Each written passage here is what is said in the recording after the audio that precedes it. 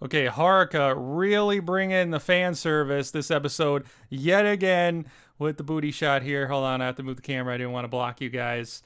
But yeah, just to get into the episode, we have a lot to go over this episode, a little bit more than before. So, this episode, we get Ash's backstory, and we find out that basically he's kind of like a Seto Kaiba type of character. He was adopted by this rich dude Nordland, who's now the dictator of Neo Britannia. And Neo Britannia, who was basically started by Nordland, find out that Nordland is also a knight of the round, which is another big interesting thing that we learn in this episode, which really helps with the backstory and how he was able to pull this off, because it's kind of crazy, although it's still some a little bit issues.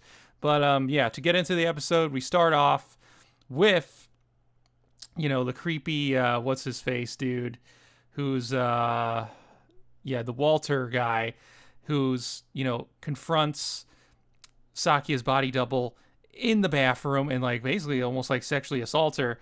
He decides to get on his knees all of a sudden and tells her, "Oh, I'm gonna be loyal to you because you're working with Sakia, and I worked for her mother, who was the Princess Sherry."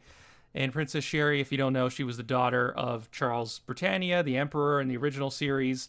Another secret kid that he had, and she gets together with the governor, who was this older guy who ran Hokkaido, and they had Sakia. So that's how Sakia was born. That's where her line or her claim to the throne comes from of Neo Britannia. So, we get to learn about that. But with Ash, he's really the story here. He basically find out that he was at an orphanage.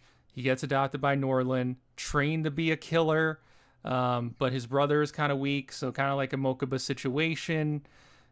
But it is what it is. So he keeps him around because he's like, well, he keeps him around for a little while. We also get to see Arnold there. He gets schooled by Ash. And this is the scene where I want to show you here. Yeah, so we get to see the Knight of One. This is the Knight of One right here, Norland right here, and they're wearing those Knights of the Round outfits that we got to see in R2.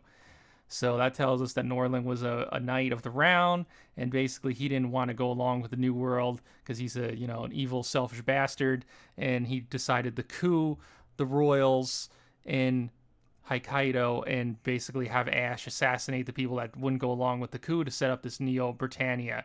But Ash's dumbass brother accidentally kills the princess, and yeah, that creates like some real crazy issues. I don't know why he thought that was a good idea, but Norland ends up killing Ash's brother for this in one of the most brutal deaths ever. I mean, he just double impales him, lets him bleed out on the floor. I mean, this shit is brutal, man. I mean, he just picks him up. No mercy for this kid. I mean, just to show you like how evil this guy is. Ash tries to interfere, gets taken down. So we get to find out, why Ash left Neo Britannia. We also get to see him in prison with Jugo, which is the other reason that he left Neo Britannia, who was Saki's dad, again, the governor. And, here we go. More stuff in the current day. They kind of mix it up with like the flashback and stuff in the current day. It's a little confusing. Basically, the governor, he explains that he has a daughter, and he seems like a really nice guy. He even tells Ash, hey, maybe you could be my son if you marry my daughter. A little bit of foreshadowing there, because remember, Ash likes Sakia. He has a big thing for her in the current day, so hey, maybe he got approval from the father before the father was killed. Now we get to find out that, as it was revealed in the last episode, Ash didn't kill him. He was going to be executed by Norland. He decides to do a prison break with Ash, and he is killed. But he tells Ash before he dies that he wants him to protect his daughter. And he basically, does just that. Well, he goes to protect her. Then, of course, Sakia doesn't know this, and she uses the Geass on him. And the big plot twist is she didn't need to use the Geass on him. She finds this out this episode from this nun who told her all this. This is why we're getting the flashback. And, she finds out that Ash was really on her side the whole time. He was loyal to her father. She didn't need to use the Geass on him. But before she could clear things up with Ash, she gets found out by the Neo Britannians. They basically ambush her. I forget the creepy guys who's the sidekick of Norland, and the guy, he's got the Geass canceller that he gave to the Arnold guy. So Sakia's Geass won't work, and they tell her that they've been like spying on her with the cameras, and then she's under arrest. So Saki is locked up now. They also arrested the other lady that was helping the previous emperor. And it looks like we're gonna get some fan service here with these shots. They got her in some like real sexy bondage.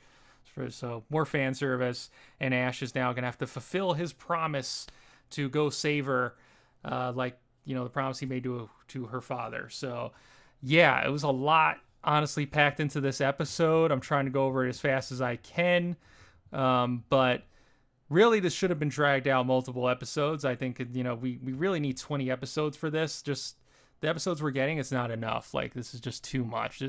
This whole flashback alone should have been 2 or 3 episodes, honestly. Would have been better pacing, and we need still more answers about this Neo-Britannian thing. Like, Norlin was a knight of the round, but still, like, he's just one knight of the round, even if he's got money. How the hell did he pull this off, coup all these people, and not get taken down by Schneisel, not get taken down by Cornelia, not get taken down by fucking Lelouch himself? I know Lelouch, I mean, I still don't know why he's okay with this. Like, I understand he says, oh, I'm beyond the regular world now, but the whole point of the Zero Requiem was to create a better world. So the fact that he didn't interfere, Schneisel didn't interfere, which he basically commanded him with the Geass to run the world properly for him. Nonly didn't do anything. Cornelia failed in her rebellion because, like, she interfered too late after Norlin killed everybody. There's a lot of unanswered questions, but overall, it's very good that we're getting some answers this episode. And, we're getting a very good backstory of Ash, which Ash is, got a really tragic backstory here, with his brother being killed, with the man he swore allegiance to being killed, and telling him to protect his daughter, and him failing to do so, and now having to go save her. It was, I'm really digging Ash's character. But yeah, do I want to do a quick review? I'm going to say this episode, I'm going to give it a 9 out of 10. It was definitely better than the other episodes. It didn't just have action and animation. We actually got some real story here. And yeah, wherever you are, have a fantastic day, and peace out.